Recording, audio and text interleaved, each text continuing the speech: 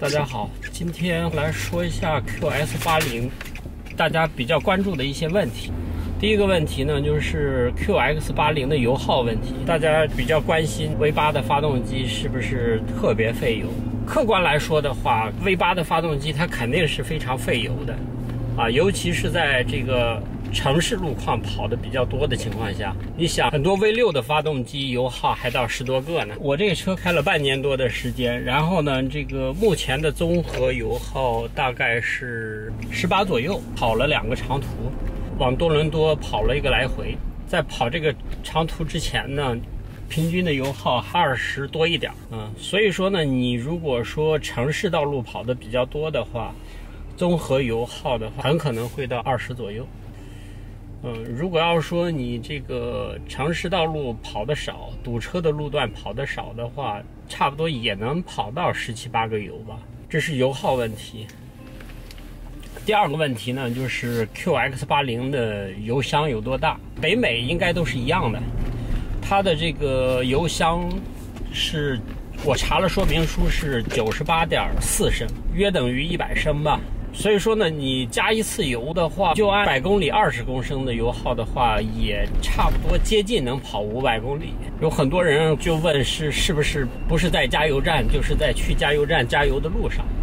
我觉得没这么严重。还有的人比较关心这个车越野能力，就是问 QX80 能不能像陆巡一样很强的越野能力。这个我觉得两个车的定位还是有差别的。QX80 定位呢，虽然它也有大梁，也是越野车的结构，但是呢，它还是更偏重于城市穿行，还是更偏向于穿越旅游啊之类，也可以去爬坡，但是呢，它的爬坡能力跟纯正血统的这种越野车还是有本质区别的。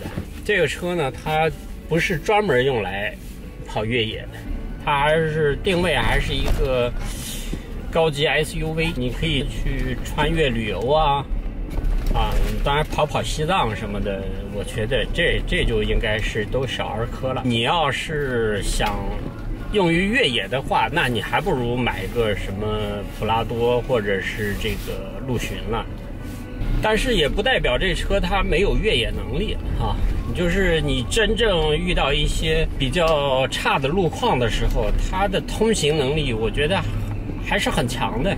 但是如果要说长期用于越野的话，有点不太合适。包括这个车上的这个4驱的档位，现在也就是只有雪地模式、低速4驱、高速4驱、牵引模式。对了，你如果要想越野的话，我觉得买途乐也比买这个 QX80 好很多。像这个途乐可能现在也是这几种模式了吧，就是雪地、牵引、高速4驱、低速4驱它没有那个纯正的越野车那种什么差速锁呀、什么这些东西、G 把锁之类的，它没有。所以说它定位还是城市 SUV。还有人关心 QX80 的保养问题。QX80 的保养周期呢是每8000公里保养一次，它的保养价格不是很贵。我做了第一次保养，合人民币1000多块钱吧，每8000公里保养一次呢。然后你如果要说这个车跑得少，那就是每半年保养一次，就是8000公里不到的话，那你到了半年也应该去保养一次。后期的成本不是很高，另外呢，它的这个小毛病不是很多。我开了这半年多，还没发现这个车有什么小毛病。一般日系车的话，小毛病都少。开日本车的话，很难学会修车。学修车的话，你得去买那个什么德系，或者是买什么路虎呀、捷豹这一类的车像德系刚过了保修期你就会发现有地方就漏油了，对吧？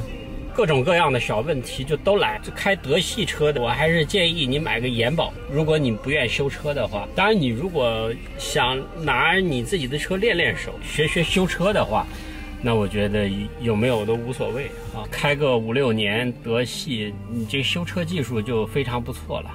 像我原来就开过什么好几辆德系车，后来呢，就是想省心，干脆就还是换了一个日系。在国内很多这个买车的人啊，都被洗脑了，都被广告营销的软文啊什么洗脑了，就觉得买车还是买德系好，什么德国车比较结实呀，德国车这个怎么样？像我也是属于上了当以后才知道德系车不怎么好。北美销量最大的车就是凯美瑞，丰田的凯美瑞。那个凯美瑞基本上开个10年8年的不坏，有的人可能买了第一辆车是凯美瑞，开个10年8年，接着再去换车，又换一辆新的凯美瑞。这个车它让你很省心，你基本上不用去考虑怎么去修车，不用和修理厂打交道。买 QX80 有个非常非常重要的问题，提醒大家一下，就是 QX80 的说明书上要求，就是每次开车的时候啊，至少要热车30秒。这个我之前没有仔细看说明书，没发现这个问题所以说基本上都是不热车就走了。所以说我建议你一定要按照说明书要求的，每次开车前热车30秒。冬天的时候啊，它就需要更长的热车时间。之前呢，有很多人呢都说这个现在的车都不用热车了，没有热车的必要。但是既然英菲尼迪的说明书上要求这样去热车，我觉得还是按照这个厂商的要求去做比较好。有的人不知道怎么判断这个车有没有热好，判断方法非常简单，就是你刚启动汽车的时候呢，它的转速一般在1000转左右。当你这个车热好了以后呢，它的转速会慢慢的下来。你看你的那个转速表就知道了一般可能会降到个600-700降下来稳定了，你的车就等于热好了。如果转速表一直没动的话，一直在1000转以上的话，那就说明这个车还是没热好。这就是很简单的判断车有没有热好的方法。还有一个买 QX80 需要注意的问题，你买这个车的时候，你要看你家的这个停车位，包括车库，它的高度是多少。一般这个车库高度的话，它都会在入口的时候标明最高的高度大概是多少如果这个高度低于2米，那你就干脆不要考虑这个车了，根本就进不去车库。还有一个非常非常重要的问题，你开这么大的车进任何车库的时候，你都一定要先看看车库入口那个标明的一个高度，限高的一个提示。如果不仔细看的话，你一旦进去了，很可能就会撞到这个车顶。并不是说所有的这个车库，尤其是在一些市中心的一些地方，黄金地段，它的那个车库的高度可能不会太高。像我前段时间的话，就有一天我就想进到一个商场里边的那个车库，刚开到入口一半的时候，才看到那个入口的那个牌子上写的最高1.83米。QX80 这么高的高度，它根本就进不去所以说我就费了半天劲才把它给倒出来。这就是教训从那次以后，我再进所有车库的时候，我肯定要看一下这个车库的一个限高的提示。有的呢，它不光有限高的提示，它还有宽度的提示，还有的呢，它会有这个离地间隙的提示。在任何进车库的时候，你还是养成这个习惯，看它的一些提示信息，然后呢，再根据提示信息决定你进不进这个车库。